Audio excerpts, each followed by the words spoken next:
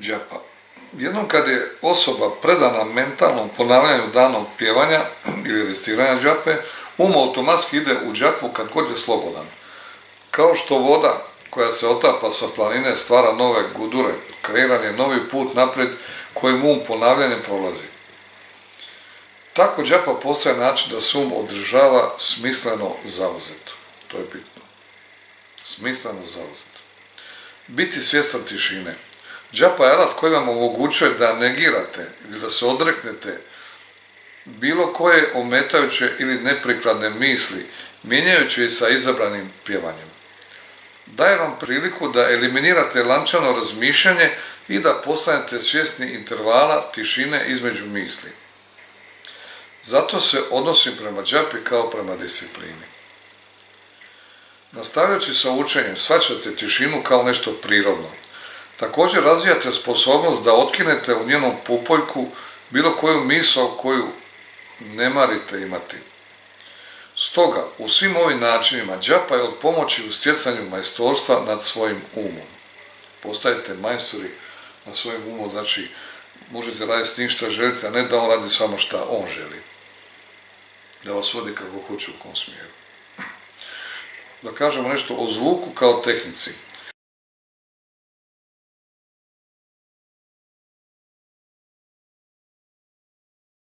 Česta praksa mnogih meditanata na zapadu je pjevanje prizivnih slogova zvanih bidža akšara, kao šrim, hrim i tako dalje, tradicionalno korišteni kod prizivanja određenih božanstava u svrhu meditacije.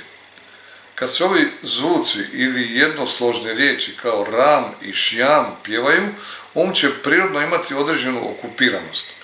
Zbog toga što se pjevanje ponavlja, lančano razmišljanje je eliminirano. Nema tog lančanog razmišljanja da se ono veže na drugu misao. Jedan znanstvenik je demonstrirao da će svaki zvuk djelovati kao tehnika koristeći besmisleni zvuk i snimajući promjene u raznim ljudskim funkcijama. Kad je subjekt ili ispitanik pjevao taj zvuk, značajno su mu se smanjili mentalni procesi i metabolizam. Također mu se smanjio krvni tlak i srce mu je tuklo ritmično. Obzirom da je osoba mirno sjedila sa svojim umom okupiranim ponavljanjem beznačajnog zvuka, ova otkrića nisu iznenađujuća. Kad je imao misao o nekom problemu koji je imao, počeo bi pušiti i njegov rad srca bi prirodno ubrzao. Na osnovu svog istraživanja naučnik je napisao djelo u kojem zaključio da specijalno pjevanje ili mantra nije potrebna i da ponavljanje bilo kog zvuka, čak i beznačajnog zvuka, može proizvesti dobrobiti koje je snimio. O tome tako nešto govori Erich Fromm, jer međutim to nije baš tako. Sad ćemo vidjeti zašto nije. Kao tehnika, svaki ponavljani zvuk će djelovati na isti način kao bilo koji drugi zvuk. Ali na koji način će djelovati? Za neko vrijeme, bez sumnje, tijelo i će biti tiši. Ali onda može vam biti zabavno to što sjedite i pjevate beznačajni zvuk. Nije li zabavno odvojiti vrijeme svaki dan da bi pjevali gring, gring, gring tako ozbiljno? To postaje besmisleno, to je problem. Ja znam da bi mi bilo zabavno, nešto bi mi reklo, idiote, što to radiš? Onda bi rekao, tiho, stalno kritiziraš, u ništa ne vjeruješ. Samo nastavi pjevati, ponovo gring, gring, gring. Što je taj gring? Netko bi pitao iznutra. Neko pita. Neka inteligencija pita iznutra. Ne možete inteligenciju stalno varati. Ta inteligencija, to je ta tišina. To je besmisleni zvuk, došao bi odgovor. Onda, besmisleni zvuk, pa zašto pjevaš besmisleni zvuk? To bi ti rekao, a onda bi to iznutra reklo, tako se zove, budi tih, rekao sam ti da ne kritiziraš. I onda opet gring, gring, gring, gring. Onda opet iznutra se javi neki glas. Da li si platio za ovo? Zašto ne promijeniš gring uz ring ili neki drugi zvuk? Zašto ne? Onda opet ti kažeš sebi stvari. Budi tih, ovaj zvuk je specijalno izabran za mene. Gring, gring, gring. Bilo bi mi vrlo teško pjevati ovaj besmisleni zvuk. Jer sve što radite treba biti sa svrhom. Stoga je vrlo teško ozbiljno sjediti i pjevati besmisleni zvuk. Možda ne morate znati pravo značenje pjevanja, ali trebate znati da ima neku svrhu. Ako je ime Gospoda, možda nećete moći razumjeti njeno puno značenje, ali zato što znate da znači Gospod, imate dovoljno razumijevanja da je pjevate ozbiljno. Koja je tu sad bitna razlika? Ako uzmete neki besmisleni zvuk, neki koji ne vodi nigdje ili vodi stol, uzmete stol, jel? Dakle, šta ćete vi u umu dobiti? Samo stol. Dobit će taj mir, tu tišinu. Ali to vas ne vodi u više sfere, u više duhovne sfere.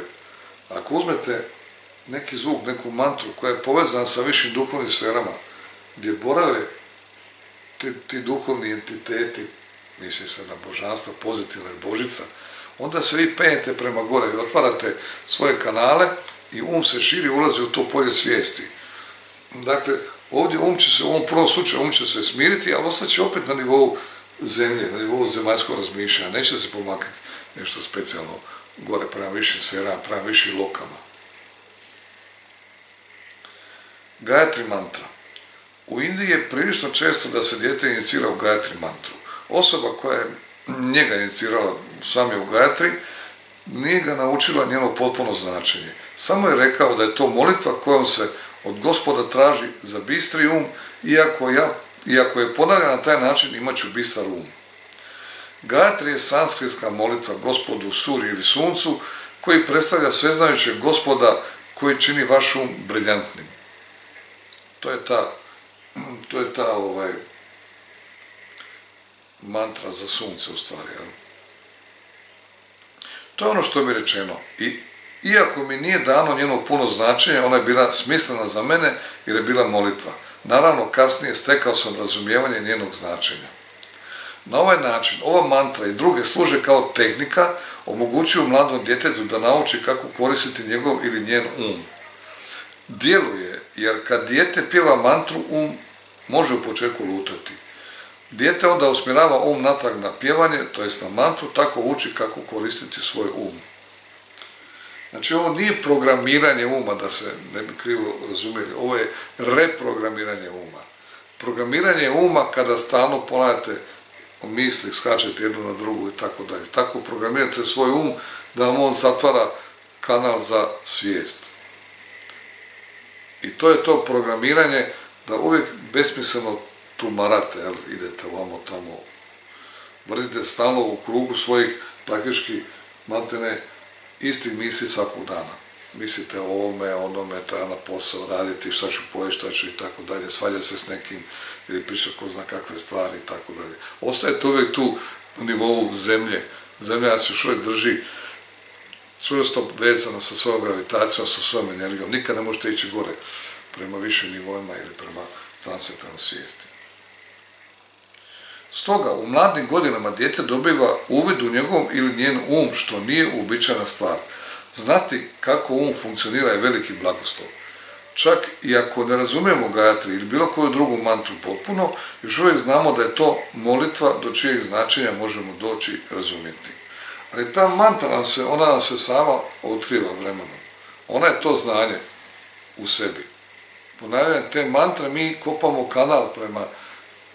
kanal prema višim čakrama. Od prve čakre prema Sahasrari. Kad kažemo Šrim, mi jednostavno počinjemo kopati kanal od prve čakre, radimo mantru Šrim u prvoj čakri, pritiskamo prekidače u prvoj čakri, na svjetlo se pale u glavi. To je znači funkcija džape. Da aktiviramo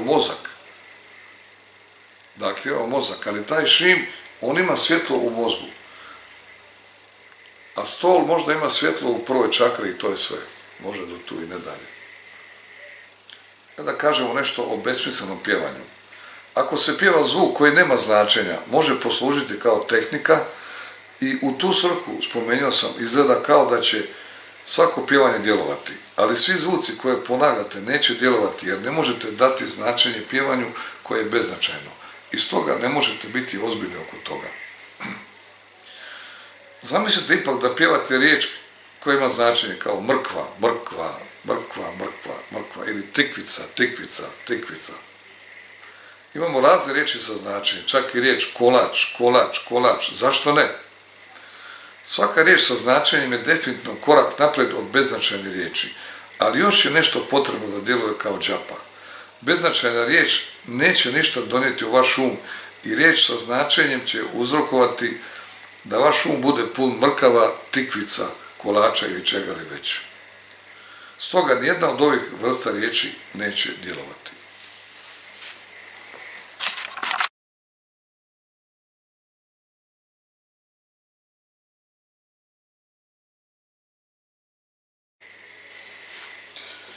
Ime Gospoda. Umjesto toga izabirete jednu riječ sa značenjem koja pokriva čitavu kreaciju.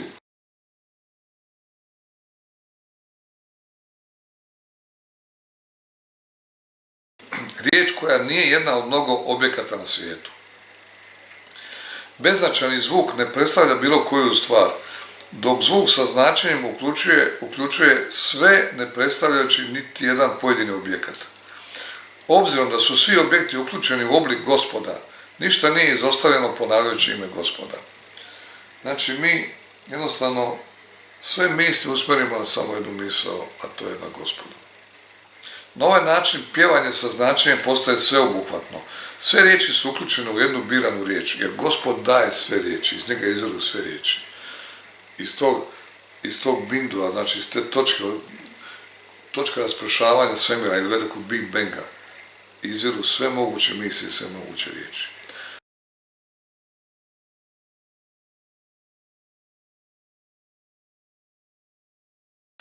I onda mi jednostavno te sve misli fokusiramo u jednu riječ, a to je znači mantra. Sva imena, to je mantra ili ime Gospoda, recimo, ili neka druga mantra, ime nekog drugog božanstva. Sva imena u svim jezicima su također uključena. Tradicionalno riječ može varirati. Možete reći Šiva, Rama, Krišna, Isus ili Allah, ali u vašem umu izabrana riječ treba predstavljati sve. Stoga što riječ ne predstavlja nijednu pojedinačnu stvar, neće vas podsjećati na datu stvar kad je pjevate.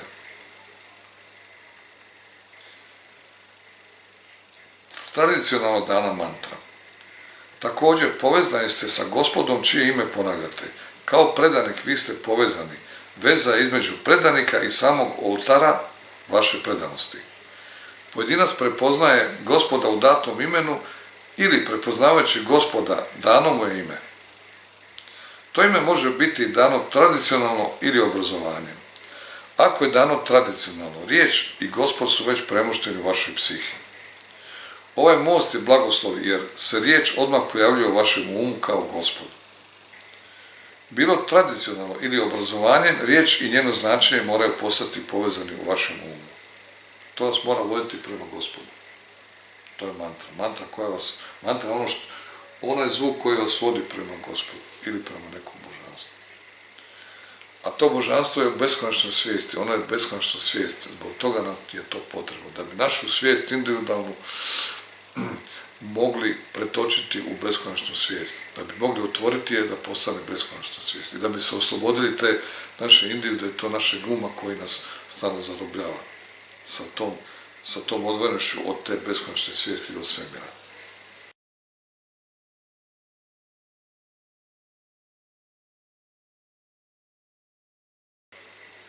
Prema značenju riječi vama znane kao Gospod, vi ste predanik.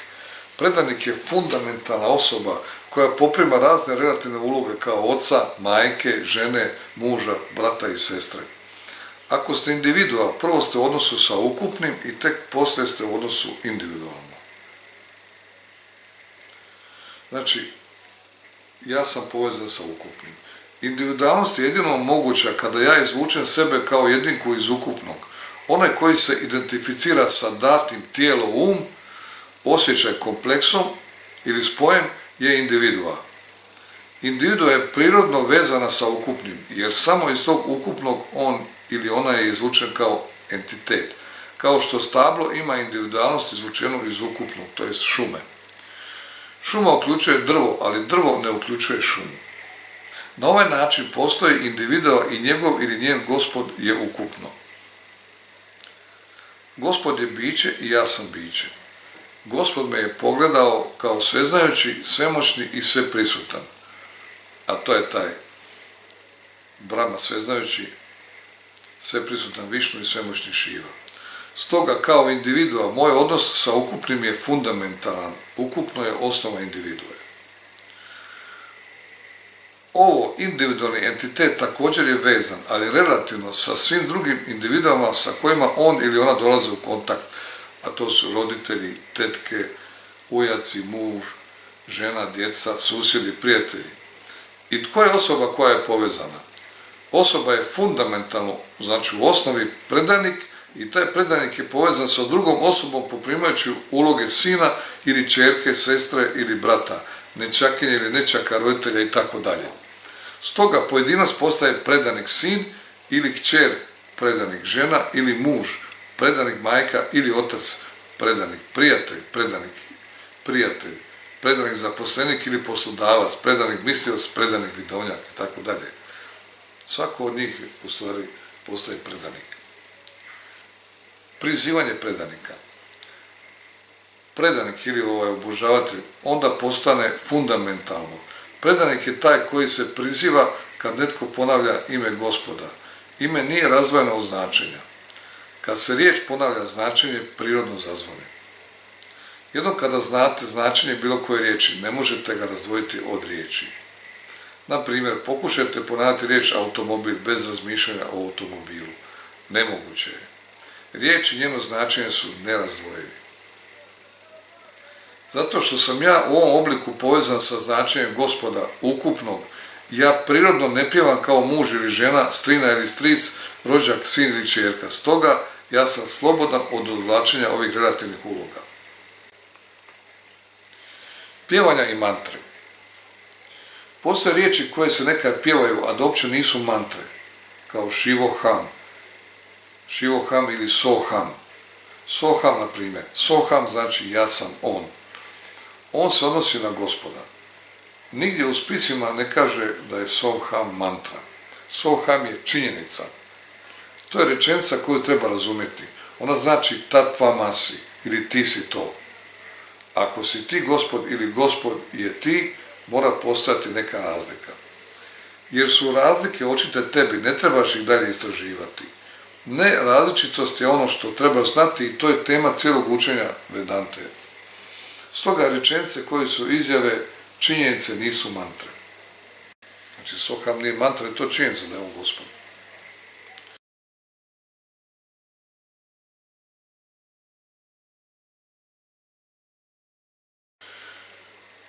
Džapa je mentalna molitva. Džapa je riječ, rečenica ili grupa rečenica, čije značenje je Gospod u kojoj individua priziva ili slavi određeno božanstvo kao Gospoda. Znači, ne mora biti baš ovo striktno Gospod, može biti neko božanstvo, ali kroz to božanstvo se stavlja Gospod.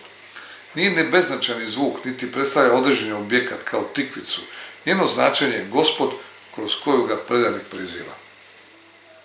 Stoga džapa ne samo da služi kao tehnika, već i kao mentalna molitva. Samo kad je ponavljanje mentalna molitva zove se džapa. Džapa je prepoznata kao indirektno sredstvo za stjecanje oslobođenja jer uništava sve prepreke i nečistoće, tako pripremajući za znanje koje je oslobođenje. U 10. poglavlju Bhagavad Gite Gospod Krišna kaže: postoji mnogo oblika rituala i mnogo sredstava kroz koje sam ja prizvan, ali među svima njima ja sam džapa. Džapa je stoga nešto što treba raditi i kao što je sam Gospod u obliku Krišne rekao, nema efektnije aktivnosti od džape.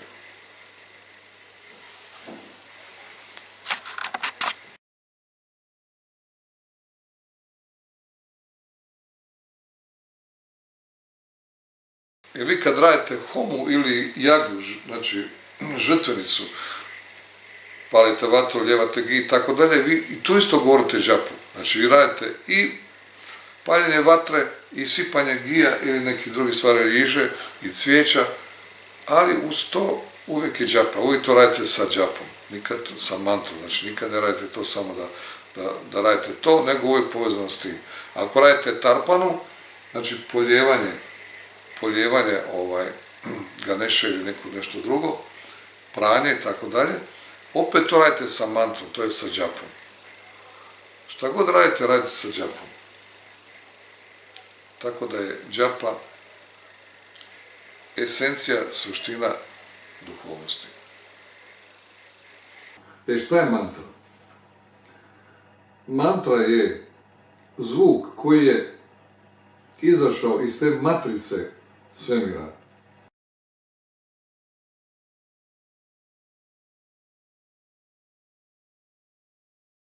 Znači iz tog alfabeta, sanskritskog alfabeta koji ima 51 zvuk.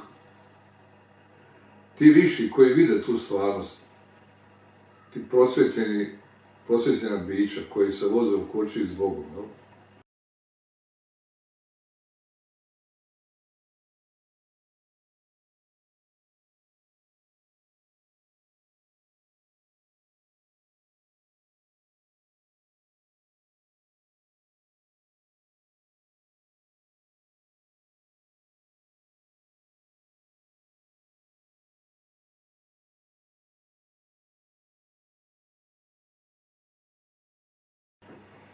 Dakle, oni su vidjeli da taj zvuk daje taj efekat. Sad uzmete mantru recimo za Ganešu, Om Gam Ganapataye Namaha ili Om Glaum Gam Ganapataye Namaha. Znači morate imati tu mantru, taj zvuk koji je došao odatle, iz te matrice, iz te kozmičke juhe, iz te šakti, iz te Božice. Božica je matrica. Morate imati taj zvuk koji vas sigurno tamo vodi, morate imati energiju koja će taj zvuk dovesti tamo i morate imati koji će to raditi, koji će to pokretati. Znači, mi uzmemo izvana, iz svemira uzmemo zrak ili pranu. Moramo uzeti zrak ili pranu. Kažemo mantru Om Gam Ganapataye Namaha. I to je znači naše odredište gdje treba doći ta energija. I ta prana izvana, ona otvara kanale prema unutra da bi došla do tog Ganeše, do Ganapatija, koji je u kozmičkoj maternici, koji je u nacrtu svemira, koji je izvor svemira, izvor tog velikog praska i tako dalje. I to je, princip ima još puno tehnika, vizualizacije i svega toga. Međutim, ovo je najbitnija stvar. Znači, mi moramo imati pravo sredstvo, to je u ovom slučaju zvuk ili mantra, moramo imati pogonsko gorivo, to je naša prana, naša energija i moramo imati koji će to ponavljati, koji će ponavljati radnju. Bez uma, bez normalnog, zdravog uma, pametnog, jer mi to ne možemo raditi. Uzmemo recimo mantru Šrim, koja je mantra za prvu čakru, za Lakšmi, za Kamalatmiku i tako dalje. Šrim je znači sjajna, plemenita boginja, Božica. Ta Šrim je došla iz tog transcendentalnog koji je unutra u nama, znači na tim vibracijama, na tim visokim vibracijama. I onda mi uzmemo udah i kažemo Šrim. I nešto smo gurnuli energije, nešto smo otvorili ti kanala. Dakle, ti kanali u nama ti energetski kanali u nama se moraju otvoriti da bi mi došli do tog svjetla, do Boga, do Božice. I ti kanala ima 72.000, jako puno ih ima. To znači da ima jako puno posla. I koja iskustva sad se tu javljaju? Bitno da je znamo iskustva. Znači, mi imamo ovdje, kad zatvorimo oči, u principu ljudi vide tamu. Pitam ga šta vidiš, kaže tamu. Neko vidi neke boje, neko vidi malo svjetla i tako dalje. Stvar je u tome da bi trebali vidjeti svjetlo. Jer to svjetlo, kozmičko svjetlo, to je Božica, to je Bog. Da bi to svjetlo mogli vidjeti i održavati u našem žičanom sustavu, mi moramo otvarati te kanale. Jer ti kanali su zatvoreni, zbog toga ne vidimo to svjetlo. Druga stvar je, da bi mogli izdržati to svjetlo, moramo mi popeti se na nivo tog svjetla. A zato trebamo trening. To je veliki trening. Duhovnost je veliki trening. I fizički, i psihički, i radni. I emotivni, tako dalje. Znači, mi moramo stalno raditi i otvarati te kanale. I to nije lagan posao. Zato ljudi bježe od toga. Ljudi žele neke brze, instant, neke formule, neke tehnike koje ćemo nešto napraviti, to će trajati 3 minute i poslije toga će to nestati. Dakle, glavno iskustvo koje trebate imati u prosvjetljenju, ako želite prosvjetljenje, je svjetlo.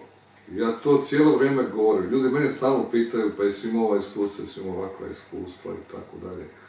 Možete imati druga iskustva su neka druga iskustva, nisu iskustva prosvjetljenja. To su iskustva uma, išao je tamo, išao je ovamo i on ima ta iskustva. Znači, morate razlikovati iskustva uma, koja su kod svakog pojedinca različita, i iskustva svjetla, svijesti koja su kod svakog jedinca ista, samo se razlikuju u intenzitetu svjetla. Recimo, neka smo mi žarulja od 220 volti, a Bog je, 1.000.000 volti ili boljica. Znači, mi ne možemo tako odmah doći u kontakt sa Bogom, to je nemoguća misija. Mogu biti neki bljeskovi, kao što sam imao prije 30 godina i drugi ljudi, kad te ta svijest zabljesne, ili to traje kratko, jer žičani sustav jednostavno to ne može držati, a normalno da to nije vjerojatno 100% intenzitet te svjetlosti. Znači, mi moramo trenirati, vježbati, prakticirati prakse, to je duhovnost. Otvaranje tih kanala i onda dolazi svjetlo.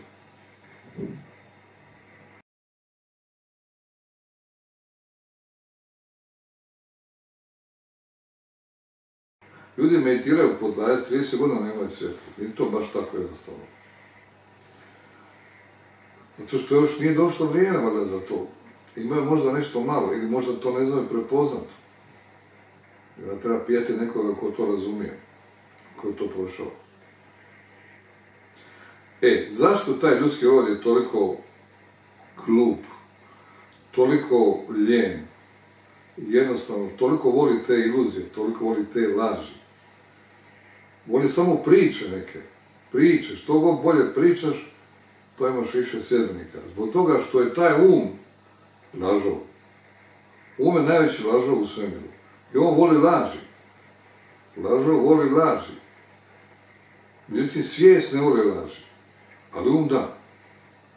Ali taj je prekrio, omoto je tu svijest, da jednostavno svijest ne može doći u našu svjesnost.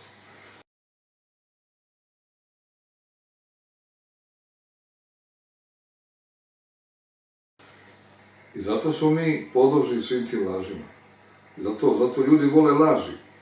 Dajmo neku laž da će za 10-20 sekundi toći u vortex ili da će mu se ostvari želje. To je jednostavno nemoguće. To je nemoguća misija. Možda će biti nešto, neki mali efekata, ili će čovjek sam sebe uvjeri da je nešto napravio.